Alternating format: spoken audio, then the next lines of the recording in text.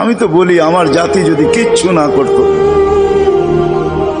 সারাদিন পরে ঘুমানোর সময় যদি হাত দুইটা উঠায় আর চোখের একটু পানি ছেড়া বলতো, মালিক এত বড় সংসার, এত যাই ঝামেলা সব সামনে নিয়ে সারা দিন তোর কাছে আসতে পারি নাই, এখন ঘুমাইতে চললাম, সকালে যদি উঠাস তাইলে উঠবো, নাইলে চির নিদ্রা হয়ে যাবে। কেননা ঘুম তো মৃত্যুই, ঘুম তো মারা যাওয়াই, নাইলে ঘুমের থেকে ওঠার দোয়া এটা কেন হবে?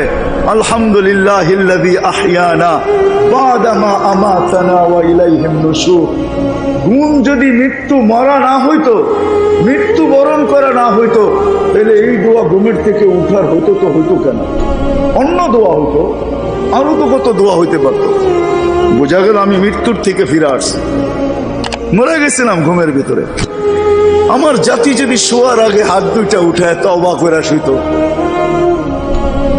নারী পুরুষ নির্বিশেষে, এখানে তো এই বিশাল ওই মাথা পর্যন্ত একজনও পাওয়া যাবে কিনা যে ডেলি আমি ঘুমানোর আগে কমসে কম একটু হাত উঠায় তওবা করে হইলেও ঘুমাই, আল্লাহকে বইলা ঘুমাই, আল্লাহ যেমন করার ছিল সারাদিন করতে পারি নাই, যেমন পড়ার ছিল পড়তে পারি নাই, তোমার দিকে ছুটার ছিল ছুটতে পারি নাই, আমি কিন্তু মাপ চায় ঘুমাইতেছি।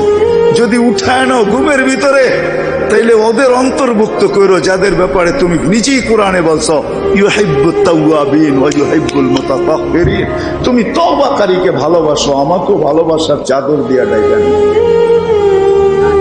আমার জাতি যদি ঘুমানোর সময় একটু তওবা করে ঘুমাইতো, একজনও তো হাত উঠাইতে পারবে না যে আমি ঘুমানোর সময় ডেলি তওবা করে ঘুমাই, তওবায় আমি অভ্যস্ত। যুবক আসো, ভাবো, সবার পায়ে হাত রেখা বলতেছি, যে যে স্থানে আছে, যার যতটুকু পজিশন দুনিয়াতে, রিক্সা চালাও, তুমিও ভাবো যে এই ছোট জীবনটা কেন দিলেন। ভাবা উচিত